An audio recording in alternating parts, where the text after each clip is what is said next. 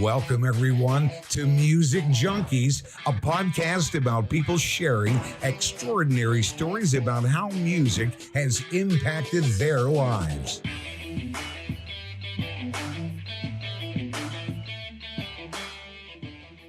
Welcome, everyone, to Music Junkies. I'm your host, Annette Smith.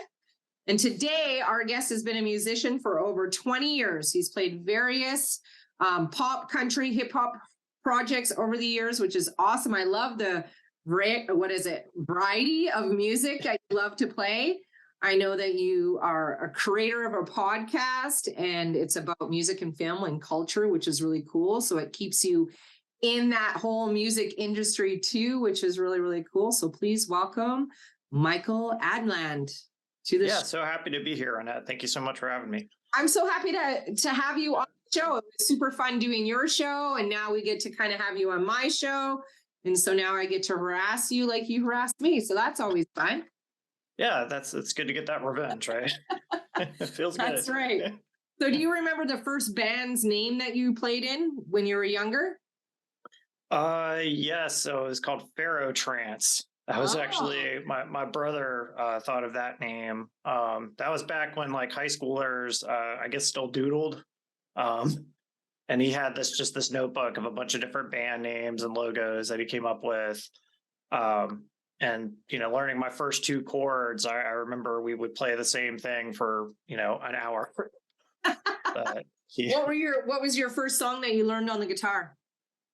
The first song I learned was on bass. I learned Another Brick in the Wall Part 2. And Nice. The first song I learned on guitar was Smells Like Teen Spirit. And my friend gave me this like electric guitar that had like a speaker built into it. It was basically a toy.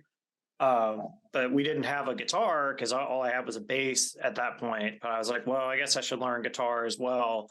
And just kind of learning those first couple of power chords. I mean, I was up all night just sitting there,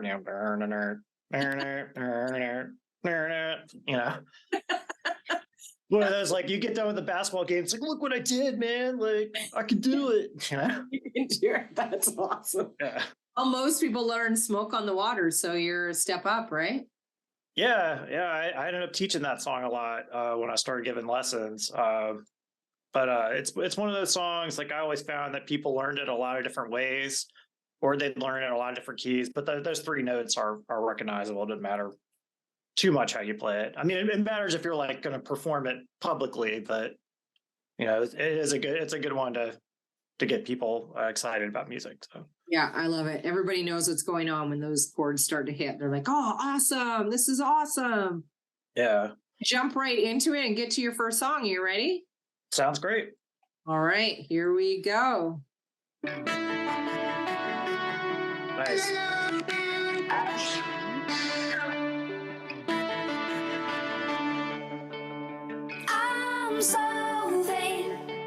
So Yellow. Oh no.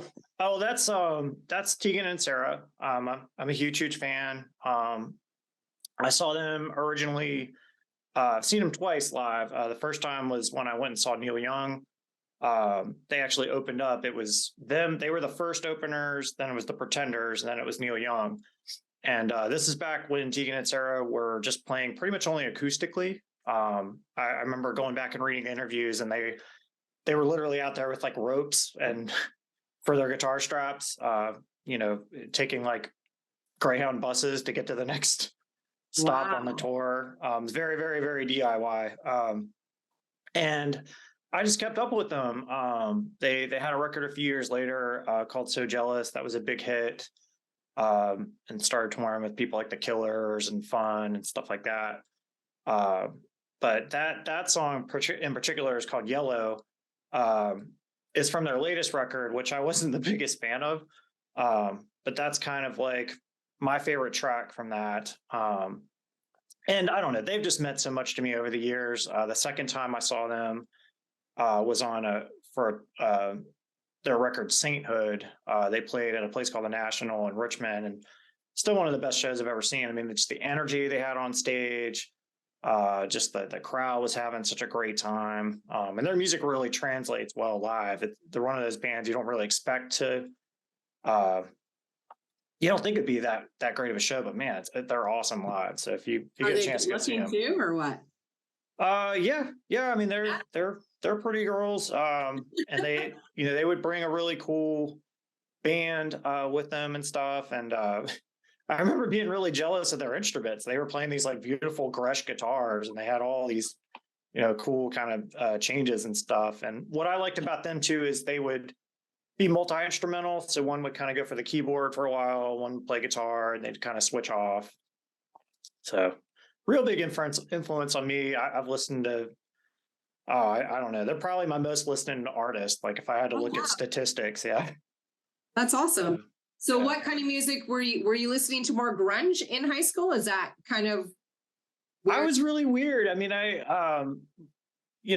with some of the other songs, I'll kind of get into that, but like I liked a lot of like jam band kind of stuff. Like I grew up being a big fan of like Fish, and then classic rock stuff, the Beatles, Led Zeppelin, Pink Floyd. Getting into high school, for me, that was kind of like the mainstream kind of emo was coming up. Like Dashboard Confessional was starting to get really popular. Something Corporate. We have a band here from Virginia Beach called May. That was kind of like a big kind of part of that emo scene as well. So were you emo? Like, were you all black and makeup? No, I did not fit in with like anybody pretty much, because I was taking jazz lessons and stuff in high school. So I was kind of like not really with that early on. And I was more into honestly jazz. Like I was listening to a lot of Miles Davis and John Coltrane, and really trying to learn what they were playing on horns on guitar, and really getting to that. And then one of my good friends in high school was a big classical player, so we learned a lot about kind of like modern classical music. I feel so bad for my dad. I mean, he would find us out there like recording lead sounds, We'd be like, well, this is just modern composition, Dad. Like, you guys are on drugs. Like, what are you talking about? What's happening? Stop recording the leaves. What's going on with my son? Yeah. What kind of crowd of people did you hang out with then? Well, I mean, I had like my musician friends, and then I, started. High school was tough for me because I'd come from a private Catholic school where it was the same people from like kindergarten to 8th grade. Yeah. And then it was this whole new swath of people. So I kind of slowly, I started to make friends kind of in each kind of sector. I became friends with like some soccer players, and then some people that were more like into arts, things like that. And then kind of the AP English types, Yeah. So if you think back now to high school, what do you think your most challenging issue that you had just growing up in high school? Definitely just felt very alienated, especially the first like couple of years. I didn't go in really knowing anybody, and the people I did know just kind of, we drifted apart, things like that. Yeah. So that was tough. Very normal though. If you think about it, it's very well. A lot of people feel like they're alienated in high school. Yes. Yeah. I somehow I thought I would avoid it, and I didn't. So yeah. We try to do our best to avoid it, but I don't think it ever really gets avoided, right? Yeah. Right. Next song. Sure. Oh, nice.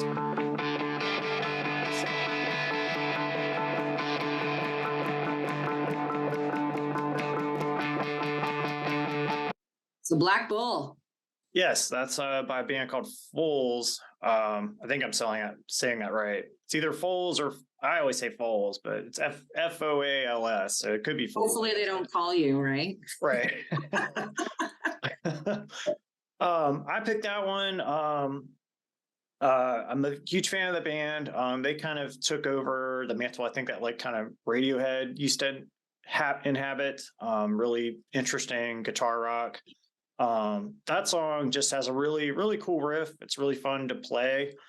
And I don't know, for some reason it didn't take off as some of their other singles did, but I think it's a really cool, heavy song. I mean, to me, it's up there with anything, by like the White Stripes and things like that. So And you're Doesn't married.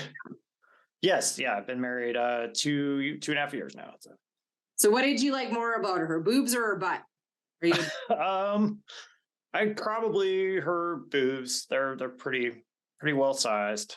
so you're I'm equal opportunity. So so how long have you guys been married for? we just had our 2-year anniversary in October. We got married in 2020. So Wow. yeah, we're trying to get a house now, and kind of the joke is like, well, we were going to get married and then there was a global pandemic. What's going to happen if we get a house now? So Oh, I know. yeah. What do you love most about your wife? Oh man. We make each other laugh a lot. She's just a really gregarious person. I mean, everybody that hangs around Emily just loves her. She's very loud, very fun. Does not hold back. I think her friends really do appreciate her honesty. They'll call her and be like, "Oh, can you believe blah blah blah happened?" She's like, "I don't really care, honestly." Did you do an elaborate proposal? I did not actually. What happened was we were coming back from Christmas Eve church, and I thought my father-in-law had kind of given away the game. He came up to me and said like, "Oh man, congratulations! I can't believe it." And I'm like, "Wait, stop." Thankfully, Emily didn't think it. She was like, "Oh, that was weird." But I made up some dumb lie. I was going to propose like Christmas Day. So I said, "Okay, well, let's go back to the house. I forgot something." She's like, "Oh my God, you idiot. I can't believe it." We get to the house, like she's like, yelling at me, like, how do you forget this? Blah, blah, blah. I believe the main line was like, "Man, I'm going to kill you." And then I'm like on one knee, Well, will you marry me? Yeah. Oh my God. And then she probably felt like an ass for saying that. Right. But it's pretty indicative to how the relationship works so much of the time. So I think it was good. So you're not scared of her though? No, absolutely not. No, she's great. I love it. Okay, next song. Oh, nice. Is this Maroon by Taylor Swift? Yes. Yeah. TS. Yeah. Well, T Swift. I mean, a huge fan for years. I think it's a great album. It had a huge opening, and then I think people kind of trailed off on it, but I thoroughly love it. Speaking of my wife, I mean, we went to visit some family over the summer, and we must have listened to that album on repeat like 1,000 times, and it's all we had on. So I really like that album. The producer she worked with, Jack Antonoff, actually played with his old band, Steel Train. We opened up for them at a record store called Relative Theory here years and years ago. I mean, it was like early 2000s. It's funny enough, that same band, Steel Train, ended up opening for TEGAN and Sara, the show I saw a few years later. No way. Yeah. He went on to huge things. I mean, you ever heard of Fun with the period? Yep. Yeah, that was him. And Nate Ruess from The Format, which we opened up with his other bandmates in a band called Honorary Title. So, oh, that's interesting. Yeah, I kind of kept intersecting with these people. Yeah, it was just funny. Yeah, that's cool. Do you and your wife have the same taste in music? pretty close. Her favorite band is Mumford and Sons, and that was actually the first concert we went to together. Super huge fan of theirs. And on that drive, she introduced me to Hamilton. I had no idea about it, so that was kind of the first time hearing those songs, and obviously being blown away by that. Yeah. But So pretty Mumford and close. Sons, you guys went to your first concert together. What about your first concert? Do you remember? Yeah. I mean, my very first concert actually was Fish at the Virginia Beach Amphitheater back in 1998. And really cool show. They encored with Terrapin Station, which at the time I was only 11. I didn't realize how big a deal that was. Fish and the Grateful Dead audience kind of had this, I don't know, competition between each other, I guess. So it was really cool to see them do that. And to this day, I mean, it was like a Woodstock moment. I saw people like climbing the fence to like get in and see them play the song. And yeah, my little 11-year-old head, I'm like, why do people care about this? What is it? I mean, if you find a recording of it, it's literally cheering going on the entire, it's like an 8-10 minute song, and people are just like, ah, like, it was a big moment. So I feel very lucky that I was there, and the rest of the show was really good too. So yeah. So I'm looking at your back wall, and I can't really tell, but behind you, is that like a big pick? Yeah. It's a big guitar pick thing. It's got like some vinyl stuff in the middle of it. That was like a Christmas gift. And then that's a vinyl that was like kind of like melted. Yeah, I made like some of those. Yeah, they're fun. Yeah. I did not make that one. No, that was another gift. So I love it. Like, I don't have any wall art in here. I need to put something up. So. Is your favorite brand of guitar Fender? Is that your favorite? I'd probably say second favorite. Okay. I've used a lot of different brands over the years. I started out with Ibanez guitars, like these kind of like cheaper hollow bodies. That's what I could afford. Now I kind of went full the other way. I play like Paul Reed Smith guitars now, which are fairly expensive. So I don't really baby them, but that I would be sad if something happened to them. So, but Fender guitars I've used a lot, especially recording. I think the Fender Telecaster is one of those guitars you're going to hear on almost any rock recording. It fits in so well. What was the first kind of guitar that you bought with your own money? First guitar I bought with my own money there was a brand that came back called D. Armand. And D. Armand was like an offshoot brand of a brand called Guild. Guild guitars may be recognizable to some people. I've seen a lot of people that have Guild acoustic guitars. Like Johnny Resnick from the Goo Goo Dolls played Guilds back in the day. I got interested into them because I was a big Soundgarden fan. Kim Thale, their lead guitarist, played a Guild. I think it was a Polera. Really kind of cool shaped guitar. I got more of like, it was called M65C. Looked more like a Les Paul type guitar, like a Gibson Les Paul. Funnily enough, in my first kind of music video a few years down the line, the whole big climax of the videos, we get thrown, like a bunch of people are throwing paint and all kinds of different shit on it. So that guitar got pretty destroyed in that video, but it was a lot of fun. I'd been playing other instruments at that point, so yeah, I'm glad it lived on as an art project. What's your favorite part of making a music video? I'd say like the design, like just thinking of, what you're going to do and how is it going to react to the music. I miss when videos were a big thing. Yeah, like a big story. Yeah. Even just like just the creativity in videos. I don't know.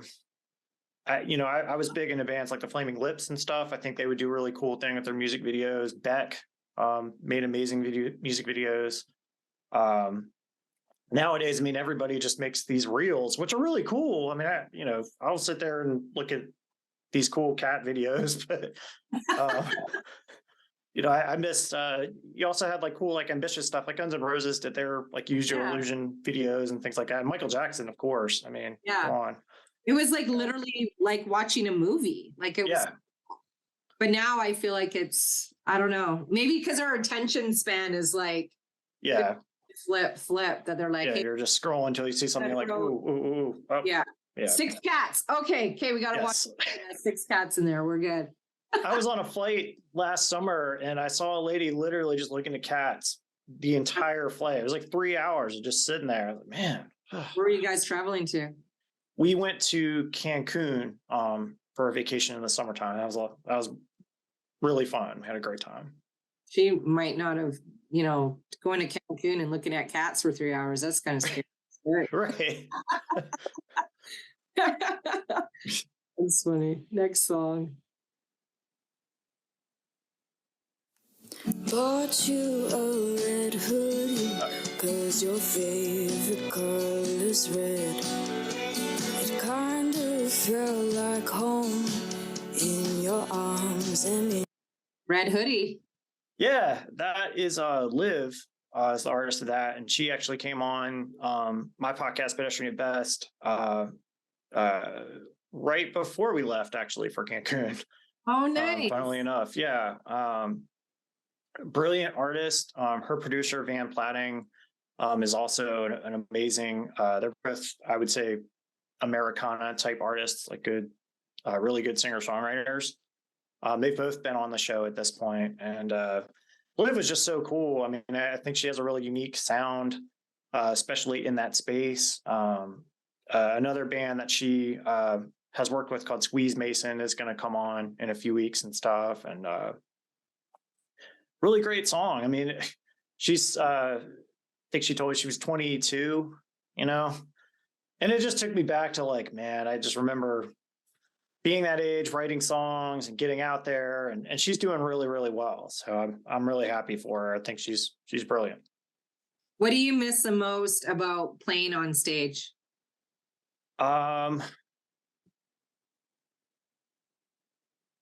It's just connecting with the audience. I mean, just seeing people having fun, smiling. It's different when you're performing your own music. I've played in like cover bands, you know, as a job for the last, I don't know, 10 years or something like that. That's really fun too. But there's something about, you know, winning the crowd with your art, your music, and what you're, you know, trying to convey with that. When people really get it, that's, I don't know, there's nothing else that really replicates that kind of feeling that you've connected with somebody. Do you have a story where a gig went wrong? Oh yeah, I mean, I probably have more went wrong stories than I have went right. I think that's an important lesson for any gigging musician to learn. Like there's going to be a lot more of like, God damn it moments than, you know, these perfect shows. Man, I've had it all. I've had my amp catch on fire on stage. I've had promoters like cut the set in the middle of the song. I've had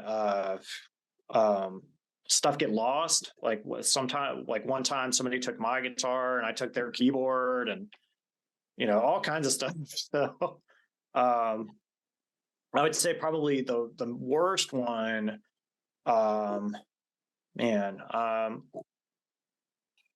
that's tough. We did have one show where like the crew just was like literally taking our stuff and just throwing it. Oh my God. Like after we were done. Yeah. So they didn't crazy like stuff. I think they didn't mind the band. It's just they thought that was like the most efficient way to like set up for the next group. And we're like, whoa, like these are like expensive things. Please don't throw them. You know? Yeah. Do you have crazy stalker fan stories? Not really. Everybody was always really nice to us, thankfully. We didn't have anybody that got too weird or. That's good. Yeah. We were lucky in that regard. Any weird things you had to sign? No. I think I kind of missed that part of rock and roll. Like there weren't girls like doing like that, you know? No boobs, no showing their boobs to you.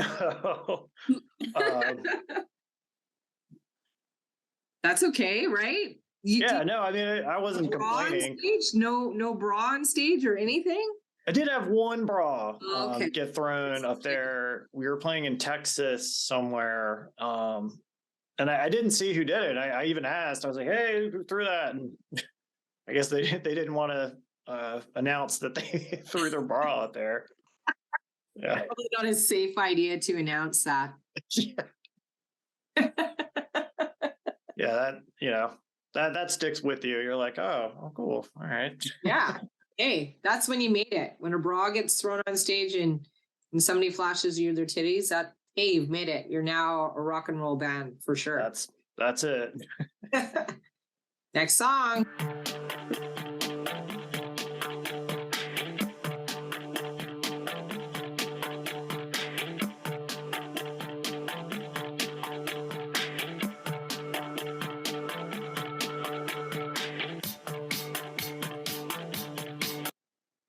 Lay your head on me. Yes. That one I put on there. Again, that's Marcus Mumford. So that's actually my wife and I danced. That was like our first dance song at our wedding. And like I said before, that was our first concert together. And we had a few different contenders. I think she had another like a Olivia Clark song, and we both were just really like that one. It's actually, we picked the acoustic version at our wedding, and it was just kind of this nice slow moment for ourselves. You know, I mean, as you know, like a wedding is pretty, I don't know, it really does feel like you're in this time warp. I mean, everything happens so fast. You're just walking around trying to talk to everybody. And we finally just got like a couple of minutes to just like ourselves to, you know, kind of just shimmy around the room, which is nice. Yeah. So, yeah, weddings are overwhelming when it's about you, but then you feel like it's about everybody else. yeah. Yes, very, very quickly. That's right. Do you have any pet peeves, Michael, things that drive you absolutely up the wall? Man, I would say I don't like it if people are mean to customer service people. I don't think that's really nice. Definitely don't like people that don't use turn signals when they're driving. Oh, I don't like those people either. Yeah. Other than that, I'm pretty easygoing about a majority of things. Not to the point where I mean, if somebody does something wrong, I'm going to say, hey, that's not okay. Yeah. But a lot of like, I guess, gripes that people have, I'm not quite as sensitive to that. I can usually tune that stuff out. Do you have anything that takes you from like 0 to 100 on like an anger side of things? No. No, you seem very like mellow, so that's why I wanted to ask. You seem like not really much bothers you, so I'm curious if like somebody says something or does something, you're like, you go to 100. No, I don't think so. You know, I mean, unless they're trying to murder me, I'm not really that upset. No, I can think of only 1 or 2 times where I maybe was that angry, and it was more at myself than somebody else. So there's not a lot of crime rate in your neck of the woods then? Not, I mean, where I grew up in Virginia, traditionally is a little bit more of a low income. There is a lot of, you know, crime. Yeah. Luckily, where I was, it wasn't as saturated with that. Where I am now in Virginia, it's very, very little, thankfully. Yeah. Well, that's nice. That's a good place to raise kids then. Yeah, yeah. And all of our immediate families here. Yeah. Oh, that's good. Yeah. Are you guys thinking about raising a family soon? Are you just absolutely. Yeah. We're working on it. So you're practicing for now? Yeah. Yeah. We're getting into it. I mean, this is the show to say it. I guess I went and got my sperm tested a few months ago. So that was an interesting experience. Yeah. So walk me through that experience. Did you have to in the room? What was in the room? It's very, very weird. I mean, you go in this room, you think it's going to be like, you know, what you see like in ridiculous comedies, like they have like porno mags and all that kind of stuff. No, it's just like a standard. Nothing. Yeah. No. I mean, the place like literally was next door to like the person working. Like I could hear her like typing out there, and I'm like, all right, well, let's do this. Yeah. I don't. Somehow, I mean, and it was like a really cold day too. It was like 1 degree here. So it was kind of everything was against me. Luckily, the results were good. So that's good. Yeah. My son just went and did that the other day, and he phoned me afterwards. And he's like, "Oh my God, Mom, Like I had to go and get my sperm tested because my kids are trying to have a baby and they're having difficulties. And I'm like, oh my, are you sure you want to share this with me? Like, do I want to know about you jerking off? I don't want to. I'm your mom. He's like, no, you don't understand. Like Megan could come into the room and we could have sex in there if we wanted to have sex in there. I'm like, that's a lot. He goes, I couldn't do it. Like I couldn't handle it. It was too much. He said, no, it's literally, there was like another person right here and another person on the other side. He's like, I couldn't do it. I had to go back. I just couldn't handle it. I was like, man, this was expensive. I'm going to get this over with. That is so insane. You would think that it would be like the movies where you would put on some porn or something. Sure. Just to like, what do they think you guys are? Machines? I guess. I mean, it's like that. It was very, very sterile, very antiseptic type feeling in there. And maybe that keeps the weirdos out. Yeah. I mean, I don't know. Maybe we're thinking more like sperm donors get like the VIP treatment, but Oh, you come on in. You're a donor. Us normies, whatever. You get the really good porno tape to watch on the VHS, right? Yeah. This is some vintage stuff here. It's good. You had some strong sperm then. Yeah. I mean, it was a pretty scary conference call. My wife's sitting next to me and like, I'm half expecting some just like, pretty bad news or something, but everything is good. So that's good. That's good. Yeah. All right. Next song.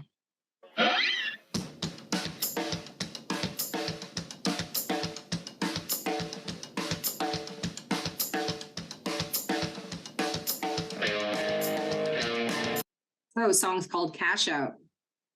Yeah, that is a band called Fugazi, kind of from Virginia, more Washington D.C. Huge influence on me. My uncle was a big influence on me as far as getting into music, and that song and that band always makes me think of him. We would go on trips together, and he was always blaring their music. And I really got into them. Their documentary Instrument is one of probably my favorite like band documentary ever made. To me, it really shows what it's like. They play some pretty seedy places. They're not like in these nice theaters. They're in like the shitty bar where there's writing Back all alley. over the wall. Yeah. They were really cool. They would only charge $5 for their shows. Wow. And they had their own record label, put out all their own stuff. I mean, they were doing that long before it was really cool. I think the only other artist I can think of that had kind of the same trajectory would be like Annie DeFranco, as far as like just completely independent of the record industry. And just super cool about it, not dicks. I mean, they would just be like, look, like, that's amazing that those people can sell 1 million copies or whatever, but that's not us. That's a whole other thing altogether. And I always really respected them for that. And actually the singer guitar player, Ian, actually answered my question in like Guitar World. I was like a nerd, like he was a featured person, and I found out that they don't use set lists. So I asked him like, well, how do you guys know what you're going to play on stage? And he basically was just like, man, after a while you learn there's eye contact, or just certain songs just flow well together. And I don't know. I saw a good connection between, I mean, they're considered like a punk rock type act, but I saw kind of the connecting glue between them and like a Fish or a Grateful Dead. They had that same sort of communal, we're going to listen to each other and not just Play. Yeah, but it's not, I mean, play, but also like everybody is kind of the contributing to the music instead of just like one star focus. Just the lead singer is picking the set. Right.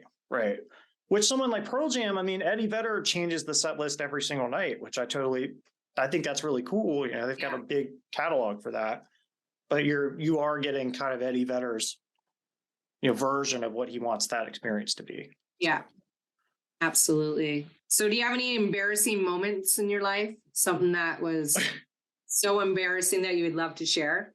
Well, I mean, the sperm test was pretty embarrassing.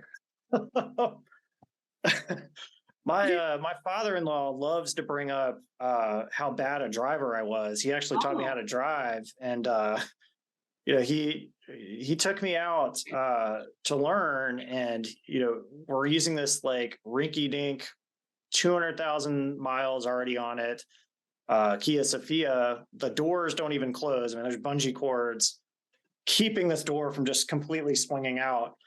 And he was trying to teach me how to do a turn. And this is my first time ever doing this. I took it too hard and we got a flat tire. Like I curved it, it flatted it, And I swear to God. The tire? Did he make you change the tire on your own? We went and got a used tire, and I helped out putting that on there, which, good lesson. But that was when I was like 17. I'm 37 now, so it's been that long.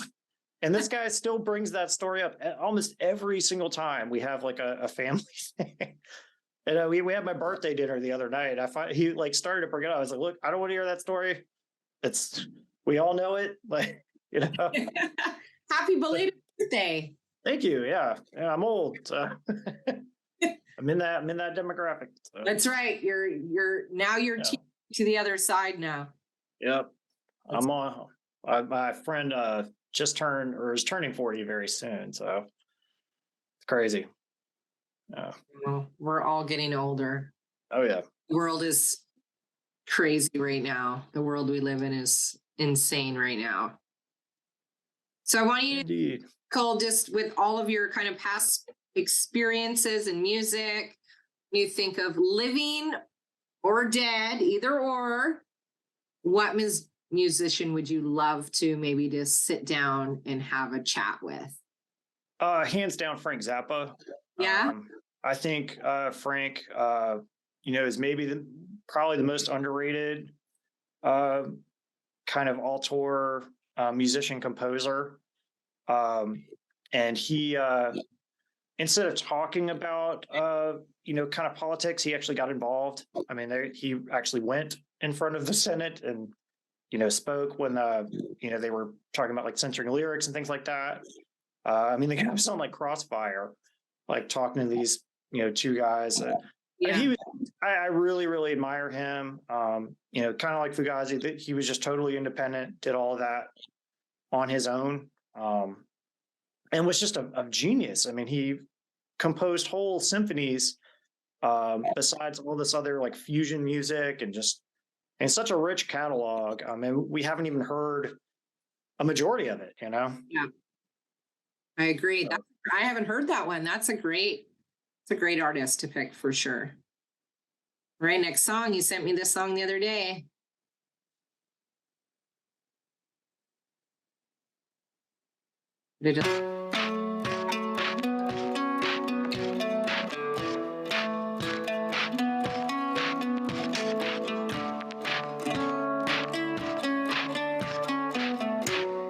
What an interesting name for a band. Death Cab for Cutie. Like, yeah, they got it from a Beatles movie. I want to say, I don't know if it's Yellow Submarine, but it was like a fake band that was in like one of the Beatles movies. So Ben Gibbard, he took it from that and was just like, that's a great band name. And really original. I love it. Yeah. And that's, I mean, for me, it's hard to pick a playlist for me because, I mean, I was somebody who is very album focused. Like I listened to that album is Transatlanticism. I mean, I've listened to that album front to back, God knows how many times. Disintegration by The Cure is another one, but that particular track, titled Registration, taught me a lot as far as writing songs about specific moments. I mean, if you listen to the lyrics in that song, basically the catalyst for it was he reached into his glove department and he found like pictures of his like ex-girlfriend.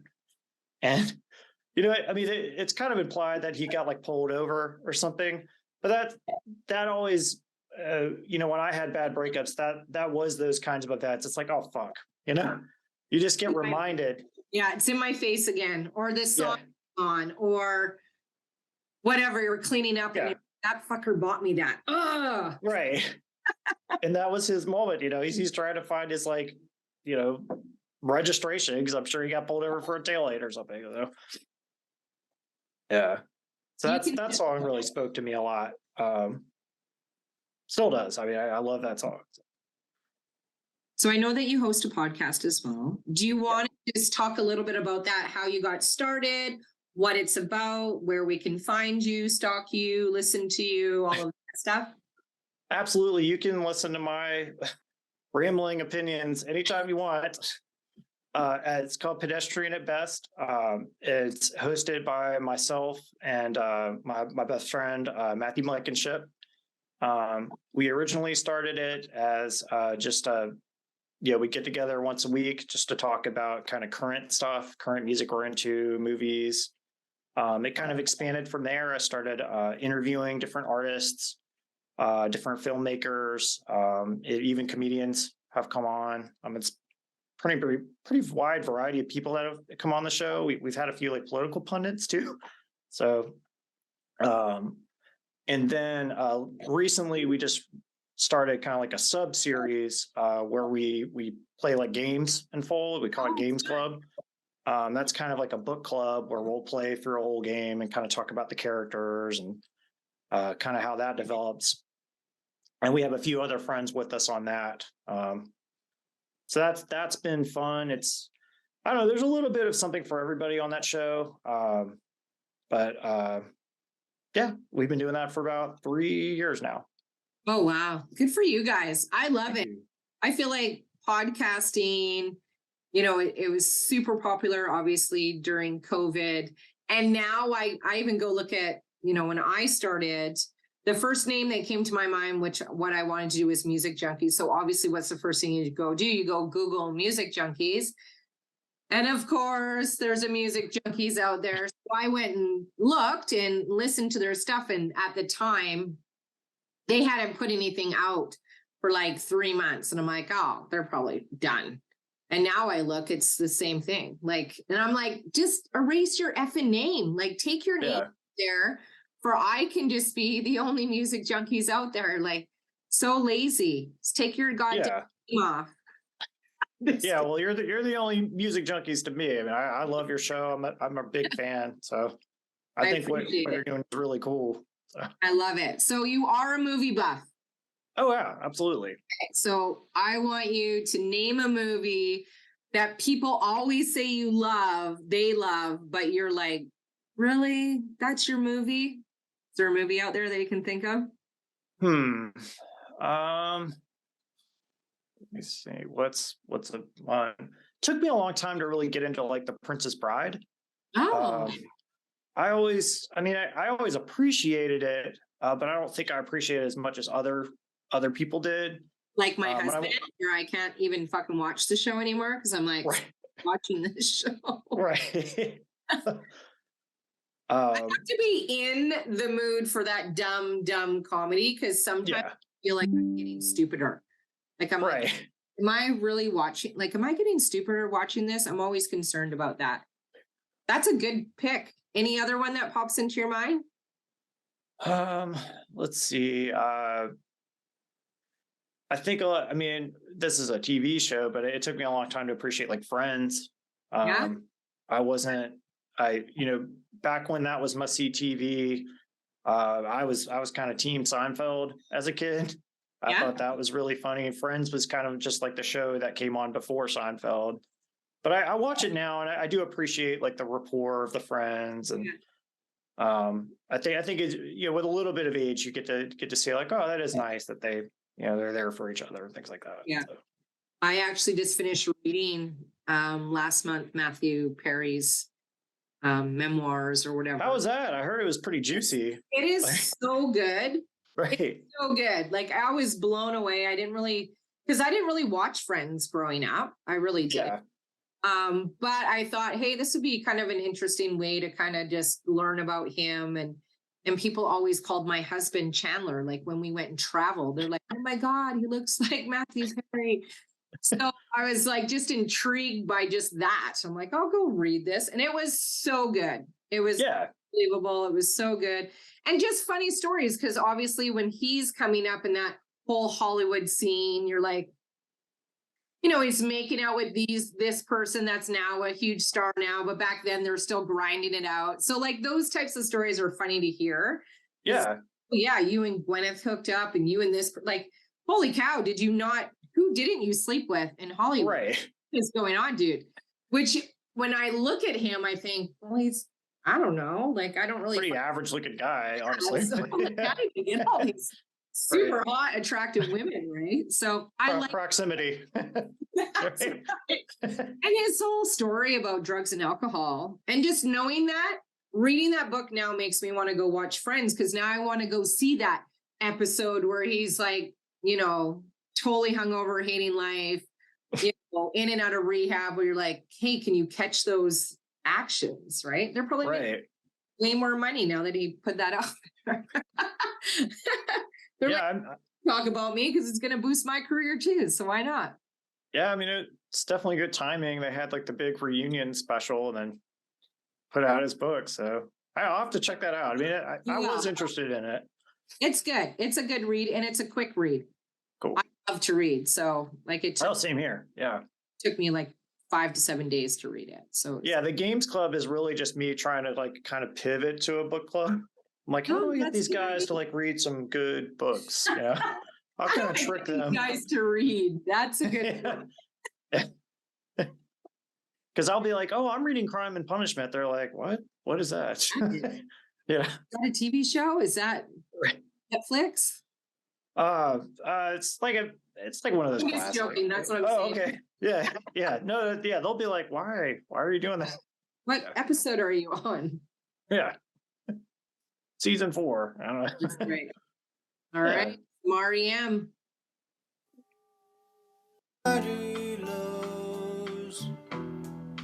If we fall by the side, will you? I never really got into REM. I think it was Losing My Religion that just kind of, maybe I watched the video before even really hearing the song, and I'm like, I can't get into these guys. It's too much. It became, I mean, it's ubiquitous. That's like, that's one of the songs like Radiohead's Creep or Smells Like Teen Spirit. You've heard it so many times, it almost loses its like potency. Yeah. For me, REM again, makes me think of like my brother. He was a huge advocate of like their early albums. And that one's from the second REM album, Reckoning. And it was just one of those songs. I mean, I was like 8 or 9. I just remember hearing it and just, I don't know, like it made me feel something. I was like, oh my God, this is the first time I've heard something that like, I have to like sit down and process what I'm feeling, Yeah. And they wrote it about like some friends that got like in a car wreck and died. And I don't know, Michael Stipe back then wrote really stream of consciousness. He wasn't really, especially at that point, kind of writing things that make sense. Yeah. But it kind of works because it does give that feeling. And I don't know, I had a lot of respect for REM once I learned more about kind of their story. Yeah. Because when they were coming up, I mean, they're from Atlanta, Georgia. And when they were getting popular, it was new wave was the thing. I mean, Human League, the Cars, even New Order, things like that were starting to come out. And people are like, why the fuck are you all playing this semi-Southern rock bird style music? And that's right. They're like, no, this is what we're doing. And, our records are going to be around a long time. And they have been. So. Yeah, I agree. Yeah, it's just very different. I would like to see them in concert back in the day, because he just looks like he's so full of energy and just all over. And I love watching lead singers that feel their music. That's my favorite part. I hate when I'm just watching a singer just kind of sit in front of them. Just going through the motions. Yeah. It's the worst. Yeah. I love when they're feeling the music, and it doesn't need to be like a massive stage show, but like, I need to know that you still enjoy doing this, because I'm spending now, what are you spending now? $800-900 to come see you, right? You better fucking jump up and down. For sure. And they were my middle brother's first concert. He saw them on like the Green Tour you know, kind of the late 80s, when God, what was big on Green, like Agent Orange and songs like that were starting to get really big. And every video I've ever seen, I used to have a really great REM Live DVD of like later period. I mean, they always brought it on stage. So I do respect that. Like you said, that's a band that always appreciated their audience when they came to see them. So if you could be any superhero in the world, who would you be? probably Spider-Man. Okay, so why Spider-Man? He is smart. He's a lot more scientific than superpowers, but he still has cool superpowers. So if he wants to go swing around the city, that's still an option. He always had cool villains. You know, kind of fun. I always felt like Spider-Man and Batman had like the fun, like the best adversaries. Yeah. You know, when I think about like people they had to go up against, he had a really cool variety. And love interest. I mean, Mary Jane was awesome. Yeah. God, I can't remember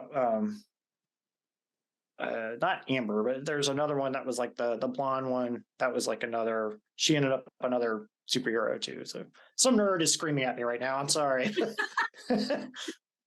But yes, definitely Spider-Man. You can type right now. Okay, I'm Yeah. just to How does he not know? Like, What about what superhero would you love to possess? would I love to possess or superpower? Yeah. Oh, If you could have any superpower in the world, what would you think would be the coolest superpower? coolest superpower. It would either probably. I mean, teleportation would be really convenient, like day to day. That would be nice. That would be nice. Especially right now in Calgary, it's snowing Right. motherfucker out there right now. Oh God, yeah. Like to be somewhere hot, and Cancun does sound nice right now for sure. Yeah, I think being able to teleport wherever I want would be pretty cool. I like that. Yeah. I like that too. I had somebody say that they would like to hear other people's thoughts. I just don't know if I would. Oh God, no. I would never want any kind of telekinesis. I think No way. cool, like for a little bit, but then if you always heard it and had to focus on not listening, I think it'd be disturbing. Yeah, there's enough anxiety with my own thoughts. I don't need everybody else's 24/7. All right, next song.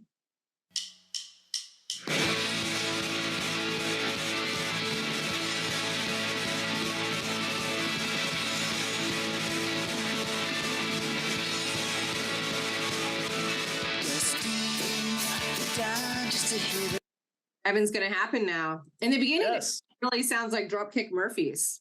Yeah. They were going for that on an album. That's The Pains of Being Pure at Heart. Another like super, independent kind of success story. Self-produced their first album, and then that second one, they got some bigger people like Flood and other producers that worked like Smashing Pumpkins. Just big influence on me. I mean, I listened to that record a million times. That record's called Belong. And I just thought they were kind of like the best of bringing back that sort of like Echo and the Bunnymen, kind of fun, Cure guitar rock thing. They did that so well. And my first band had kind of broken up a few years before, and that album really inspired me to kind of be like, you know what, fuck it. I'm going to keep making music and writing songs. And I don't know, it made me realize that it's fun. It doesn't have to be, you don't have to become a star or whatever. Like you can make music on your own terms. I like that you said that. That's so important. Because let's be honest, not everybody that makes music, writes music, sings music is going to become a star. And I so appreciate about people that have been doing it for so long, and also so appreciate people that haven't really made it really big, but continue to do it and love it. It's like B actors, right? You have your A list and your B list, but you still do it because you love to do it. Yeah. And I love that. I love that. Those are the types of people that I want on my show. Those are the types of people that I feel like I'd have a better connection with. I don't want these snooty artists that are just be all end all. And as people as well, right? It's so good that you said that. I love that you said that. So do you have any big fears? What are some of your biggest fears? Like Alzheimer's runs in my family. So Okay. I'm pretty like that scares me. My grandmother when I was young had it really bad. And I just kind of remember seeing her, and you just really see that progression or digression. She just couldn't, I don't know. I get really scared of just forgetting all of it. I mean, I guess for yourself, it's not so bad, but I don't know, that strain that would take on your family and things like that. Yeah. It's weird that you said Alzheimer's because I don't know if you've heard of these DNA tests. So I did this DNA test and it's supposed to just kind of, really kind of go over food, vitamin sources, like things that maybe your body doesn't digest, or food, or types of exercise you should kind of do. And I was like, did this before Christmas. And I was super excited. I just got it back a little while ago. But that was one of the things it said in there, like my DNA is prone to getting Alzheimer's. And as soon as I read that, Like, great. just last week, it's like I feel like I forgot things. I'm mispronouncing words.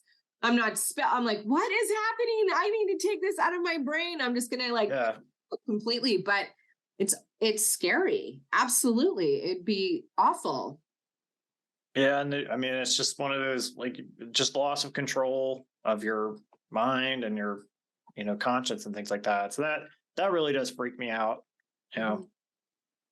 That's a valid fear for sure. Anything else? Funnily enough, like as far as like actual monsters, for a long time I was pretty scared of vampires. Oh, Which is silly. Yeah. My mom, who is super, I don't even know why she was watching this, but when I was very young, Interview with the Vampire came out, and for whatever reason, she thought we should watch that together. So I had a real hard time wrestling with, kind of, the challenge the characters were having. Like they're like, oh, I don't want to kill my family because I need to suck their blood and stuff like that. So What are we watching? Like, is it okay for me to be watching this, Mom? Yeah. And then my brothers, of course, maybe watched like The Lost Boys, which I didn't mind. I thought The Lost Boys was fun, but still scared me from those vampires for a long time. So that's right. They have such a good The Lost Boys has such a great movie soundtrack. Oh yeah. Yeah. Killer. Yeah. Yeah, so good. All right, we're on your last song. Are you ready? Sure.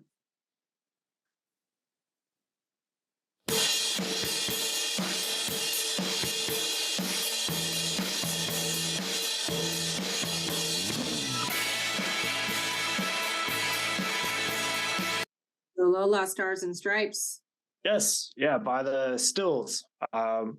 Super underrated band, in my opinion. That their first album is, I would say it's right up there with like the Strokes' first album, the Killers' first album. That song is like probably my favorite like opening track of the last, I don't know, 20 years. It's super funny. I like as far as lyricists, I like lyrics that could be taken seriously, but are kind of funny. You might not catch it the first time, but like one of the first lines, he's basically saying like, we all want to be so secure, we're middle class, but I'm just waiting for next week's chemical blast. And you don't even realize it when he says it. It took me probably the first 10 listens before I kind of realized like what he's, kind of talking about. Just, God, things can be so monotonous. But I just really appreciate about that in songwriters, and that song's a great example of it. Another band that I like, that a lot of people like, would be The National. And I think Matt Berninger is great at lines like that. He's got one line where he's just like, man, can I stop thinking about my dick? But it's like this like really lovely song. And I love it when stuff gets snuck in there like that. You don't expect it. Yeah, I love that. Well, Michael, I appreciate you so much being on Music Junkies today. But before I let you go, can you leave us with some words of wisdom? Oh man. Wisdom. I would say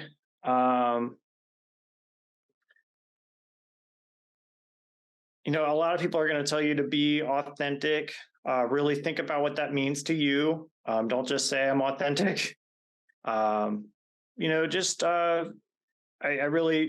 talked a bit about Frank Zappa earlier, and I think he was a great example of somebody who just really stayed true to himself no matter what. So don't be afraid to have your opinion. Just make sure you back that up. Think about it, and I don't know, have more fun. You know? Yes. There's a lot of seriousness stuff out there, so I agree. I probably should have led with that, but yeah, definitely have a lot of fun too. So, Go have some fun. Jeez. yes. And stop being so serious about everything. Yes. Right? Not everything has to be 100% politically correct. Right. It's okay. That's right. It's okay. Yes. Right? It's okay if somebody else has an opinion about something else that doesn't vibe with you. That is what makes us individuals, by the way. Makes it interesting.